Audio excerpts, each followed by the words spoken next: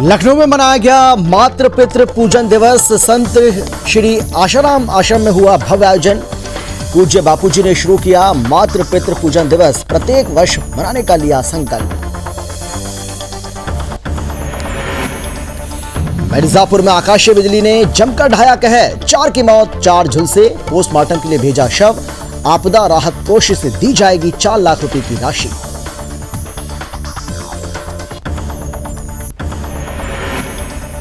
डिब्रूगढ़ में नगर पालिका को आधुनिक संसाधन युक्त बनाने की पहल। डिब्रूगढ़ नगर पालिका ने मंगवाई मशीन। शहर की सफाई के लिए सुपर साकार मशीन। आधुनिक मशीन से होगी नालों और ड्रेन की सफाई।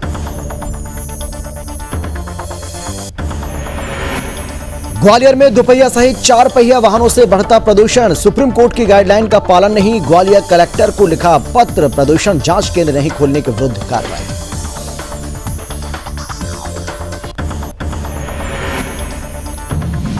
टीकमगढ़ में केंद्रीय विद्यालय में तिलक लगाने पर लगाई थी रोक। आपत्ति के बाद हर माथे पर तिलक अभियान, हर मस्तक तिलक अभियान की शुरुआत।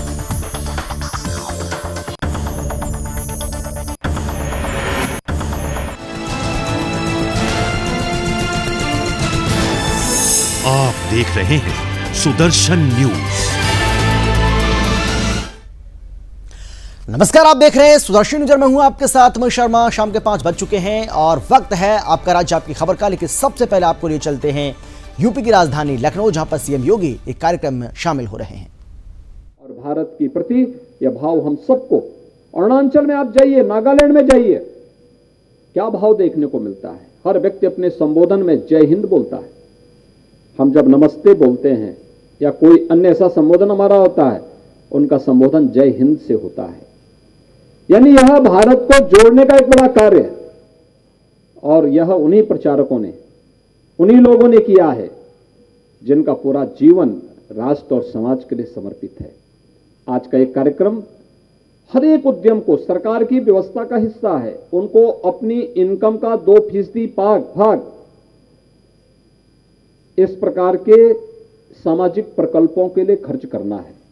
और मैं धन्यवाद दूंगा एचपीसीएल को और हड़को को कि उन्होंने सेवा समर्पण संस्थान के इन जनजातीय बच्चों के छात्रावास के लिए और आर्चरी के इस बेहतरीन केंद्र के लिए अपनी सीएसआर निधि का उपयोग यहां पर किया है।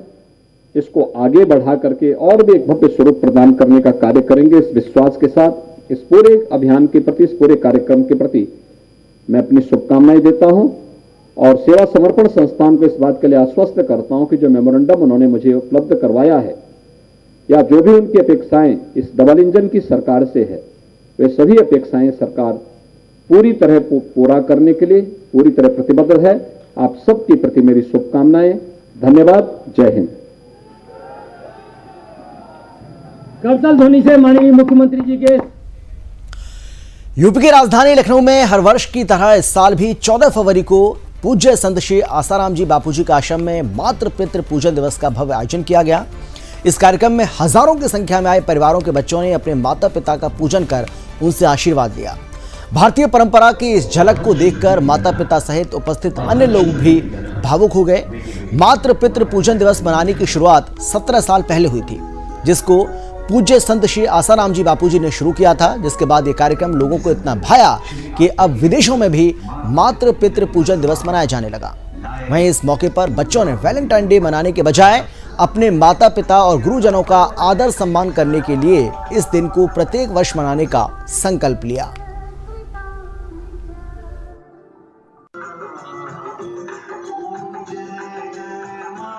बंधु सभी को मैं यही कहना चाहूंगी, अगर दुनिया में कोई सच्चा प्रेम है तो सिर्फ माता पिता का है और सारे प्रेम मिथ्या हैं। इसी आदर्श को अपनाते हुए एक दूसरे के प्रति हम लोग को सद्भावना रखते हुए उनको चरणों में नमन करते हुए हमारे दिवंगत माता पिता जो कि ईश्वर के चरणों में जगह पा चुके हैं, आज उनको भी मैं नमन करती हूँ, याद करती हूँ। और आप सभी लोगों से यही कहूंगी, माता पिता से बढ़कर धरती पे कोई भगवान नहीं है। अगर आपके सुख दुख, आपकी भावनाओं को, आपके कष्टों को और अब खबर है यूपी के अमरोहा से, जहां आर्थिक रूप से कमजोर 151 जोड़ों का हिंदू रीति रिवाज से विवाह संपन्न कराया गया। और सामूहिक विवाह का कार्यक्रम बड़े ही धूमधाम से मनाया गया। पूजा अर्चना मंत्रोच्चार के साथ ये आयोजित हुआ। बीजेपी नेताओं ने नवविवाहित जोड़ों को आशीर्वाद देकर उनके उज्जवल भविष्य की कामना की। वहीं कार्यक्रम का आयोजन बीजेपी के पूर्व सांसद कंवर सिंह तंवर के साथ यूपी सरकार के मंत्री संजय सिंह गंगवार, बीजेपी के क्षेत्रीय अध्यक्ष सत्येंद्र सिसोदिया समेत जनप्रतिनिधि और बड़े नेता शामिल हुए। वहीं पूर्व सांसद कंवर सिंह तंवर ने कहा कि निर्धन कन्याओं का विवाह कराना समाज की नैतिक जिम्मेदारी है। वो पिछले 10 वर्षों से अपनी जिम्मेदारी का बड़े अच्छे से ही निर्वहन करते आ रहे हैं। वहीं अयोध्या में बने श्री राम मंदिर के दर्शन के लिए भी उनकी ओर से अमरोहा वासियों के लिए विशेष बस की सुविधा प्रदान की जा रही है, जिसके माध्यम से लोग अयोध्या में रामलला के दर्शन कर पाएंगे। हेलो, मैं विनम्र आग्रह करता हूँ मंच पर अपना स्थान ग्रहण करने का आग्रह करें। आज शादी समारोह था, ये हर साल होता है। 2011 से अब तक ये हर बार होता है। तो इस बार भी 151 बेटियों की शादी थी और ये हमने जो है 2011 में स्टार्ट करी थी।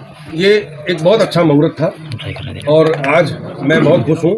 अमरोहा के जनता और अमरोहा के सभी गांव से लोग उन बच्चों को आशीर्वाद देने आए। हमारे प्रदेश की सरकार के मंत्री भी आए। बहुत लोग, बहुत ही भव्य प्रोग्राम था जिसमें सभी लोगों ने उन बच्चों को आशीर्वाद दिया। बेटा बेटी को सबने आशीर्वाद दिया। और अब खबर है यूपी के मिर्जापुर से, जहां आकाशीय बिजली ने जनपद में जमकर कहर ढाया और 2 महिलाओं समेत 4 की मौत हो गई है। वहीं 4 लोग झुलस गए। दरअसल मिर्जापुर जनपद के 3 अलग अलग थाना क्षेत्रों में आकाशीय बिजली गिरने से ये कहर बरपा। पहली घटना संतनगर थाना क्षेत्र के पटेहरा कलां की है, जहां फारम टोला के रहने वाले एक ही परिवार के 3 महिला और एक व्यक्ति जंगल में जलावनी लकड़ी काटे गए थे। तेज गरज और बारिश होने पर बारिश से बचने के लिए सभी एक पेड़ के नीचे चले गए। इस दौरान अचानक से आकाशीय बिजली गिरने से एक महिला की मौके पर मौत हो गई। मृतक महिला के 4 व्यक्ति गंभीर रूप से झुलस गए। दूसरी घटना राजगढ़ थाना क्षेत्र के डढ़िया गांव की है, जहां पशुओं को चारा देने गई एक महिला आकाशीय बिजली की चपेट में आने से उसकी जान चली गई। वहीं पशुओं को चराने गए एक किशोर पर आकाशीय बिजली गिरने से वो बुरी तरह से झुलस गया। परिजनों ने अस्पताल पहुंचाया, जहां डॉक्टर ने उसे मृत घोषित कर दिया। मौत से परिवार में कोहराम मचा हुआ है। वहीं अपर जिलाधिकारी शिव प्रताप शुक्ला ने बताया है कि वज्रपात से मौत पर पोस्टमार्टम के बाद आपदा राहत से 4-4 लाख रुपए की राशि सभी मृतक के परिजनों को दी जाएगी।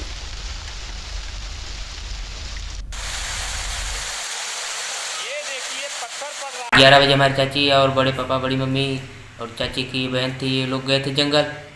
और वहाँ पे एक बारिश हुआ 1 बजे और बिजली का तड़का हुआ तो हमारी चाची एक्सपायर हो गई। जी। हमारे बड़े पापा, बड़ी मम्मी और चाची की बहन, ये लोग अभी झुलसे हुए हैं। अच्छा, क्या नाम है चाची का? उषा देवी। आप उनके क्या लगते हैं? हम उनके भतीजे हैं। देखिए, कल जो आकाशीय विद्युत हुई है और सामान्य वर्षा से के समय जो लाइटनिंग हुई है, उससे 4 लोगों की मृत्यु की सूचना प्राप्त हुई है और सभी को पोस्टमार्टम करा करके उनके लिए जो आपदा राहत के तहत 4 लाख रुपए प्रति व्यक्ति की जो सहायता है वो जिलाधिकारी महोदय के निर्देश पर उसके लिए प्रस्तावित की जा रही है और इसको तत्काल हम लोग कार्रवाई करें।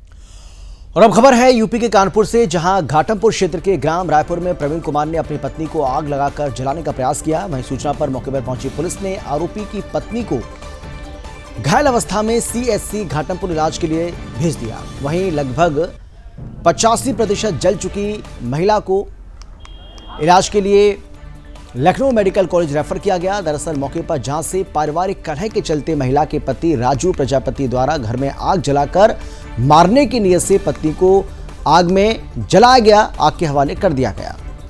वहीं विवाद में राजू का चेहरा भी झुलस गया और महिला के पति राजू को हिरासत में ले लिया गया है। गौरतलब है कि महिला की शादी को लगभग 12 साल हो चुके हैं।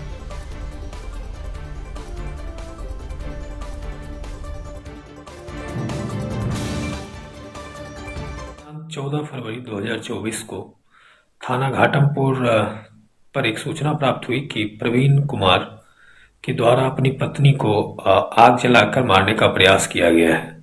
इस सूचना पर तत्काल पुलिस मौके पर पहुंची तथा घायल महिला को CHC घाटमपुर ले जाया गया, जहां से उन्हें उर्सला के लिए रेफर किया गया है।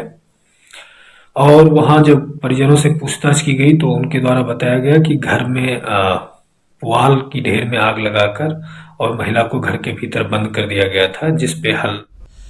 और अब बात करेंगे यूपी के बिजनौर की, जहां मंडावर इलाके में आज सुबह दर्दनाक हादसा हो गया। यहां तेज रफ्तार ट्रक ने स्कूली बस में जोरदार टक्कर मार दी और टक्कर इतनी भीषण थी कि बस के परखच्चे उड़ गए। हादसे में स्कूली बस में सवार 20 बच्चे घायल हो गए, जबकि स्कूल बस चालक की मौके पर मौत हो गई। सूचना पर पहुंची पुलिस ने सभी घायलों को बस से निकालकर अस्पताल में भर्ती कराया। यहां से 5 की हालत गंभीर देखते हुए उन्हें हायर सेंटर रेफर कर दिया गया। दरअसल मंडावर में मॉडर्न एरा स्कूल की बस सुबह बच्चे लेकर स्कूल आ रही थी और जैसे ही बस रानीपुर के पास पहुंची तभी सामने से आ रहे सीमेंट से भरे ट्रक ने बस को टक्कर मार दी। आमने सामने हुई भिड़ंत इतनी भयंकर थी कि बस का अगला हिस्सा उड़ गया। स्कूल जल्दी का हो गया 9 बजे का। आज सुबह लगभग 9 बजे मंडावर पुलिस को सूचना प्राप्त हुई कि मंडावर चंदक रोड पे एक स्कूल बस का ट्रक के साथ एक्सीडेंट हुआ है, जिसमें स्कूल बस ड्राइवर की दुखद मृत्यु हुई है। आज कोहरा बहुत ज़्यादा था उस एरिया में। 18 बच्चे घायल हुए। इन घायल बच्चों को तत्काल पुलिस ने अस्पताल में एडमिट कराया। 4 अलग अलग अस्पतालों में इनका इलाज चल रहा है। मेरे द्वारा सभी अस्पतालों का भ्रमण किया गया, डॉक्टरों से बातचीत की गई, बच्चों का हालचाल जाना गया तथा उनके पेरेंट्स से बातचीत की गई। सभी गुजरात राज्य में सूरत शहर के पीपलोद विस्तार में कारगिल चौक पर वीर बलिदानियों की याद में दीप जलाकर वीर बलिदानियों को भावपूर्ण श्रद्धांजलि अर्पित की गई।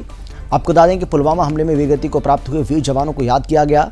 इस मौके पर आईपीएस अधिकारी विजय गुज्जर और सूरत महानगर पालिका के deputy mayor doctor Narendra Patil ने जवानों को श्रद्धांजलि अर्पित की। साथ ही महिलाओं ने गीत गाकर वीर जवानों को याद किया, तो वहीं सभी की आंखें इस दौरान नम नजर आईं।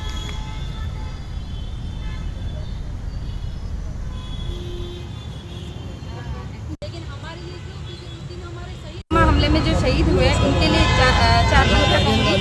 प्रेम दिवस कैसे मनाता, प्रेम दिवस कैसे मनाता जब चारों तरफ गम के बादल छाए थे। प्रेम दिवस कैसे मनाता जब चारों तरफ गम के बादल छाए थे।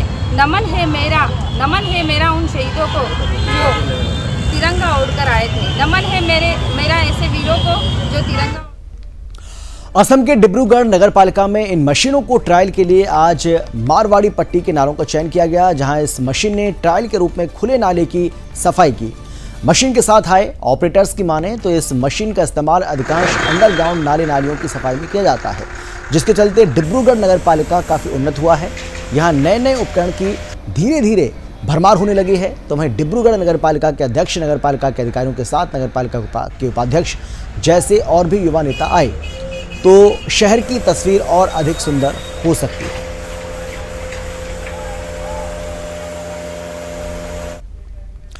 मध्य प्रदेश के ग्वालियर जिले में दोपहिया सहित 4 पहिया वाहनों से बढ़ते प्रदूषण को लेकर आमजन जो है वो बहुत ज़्यादा चिंतित हैं। वहीं सुप्रीम कोर्ट के निर्देशों का पालन करवाने में ग्वालियर जिला पुलिस और प्रशासन के अधिकारी पूरी तरह से फेल होते नजर आ रहे हैं। आपको बता दें कि ग्वालियर जिले में दोपहिया सहित 4 पहिया वाहनों से बढ़ते हुए प्रदूषण को लेकर सुप्रीम कोर्ट की गाइडलाइंस का पालन जिले में संचालित 142 पेट्रोल पंप संचालक बगैर जांच प्रदूषण केंद्र खोले धड़ल्ले से बेखौफ होकर संचालित कर रहे हैं। लेकिन जिले का आपूर्ति नियंत्रक विभाग पेट्रोल पंप संचालकों पर कार्रवाई करने में पूरी तरह से नाकाम साबित हो रहा है। वहीं आपको तत्कालीन परिवहन आयुक्त ने ग्वालियर कलेक्टर को पत्र भेजकर प्रदूषण जांच केंद्र नहीं खोलने वाले पंप संचालकों के खिलाफ कार्रवाई को लिखा है।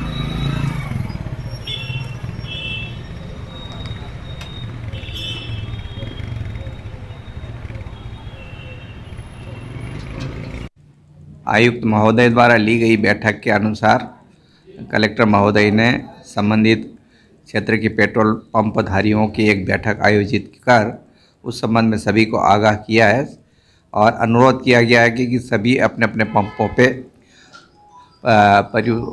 प्रदूषण निवारण पंप लगाने के लिए सभी को निर्देशित कर दिया है।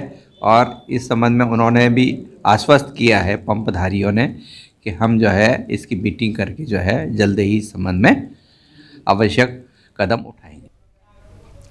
और इसी के साथ इस बुलेटिन में फिलहाल इतना ही, लेकिन देश और दुनिया की बाकी खबरों के लिए आप देखते रहिए सुदर्शन न्यूज। जय हिंद। आप देख रहे हैं सुदर्शन न्यूज।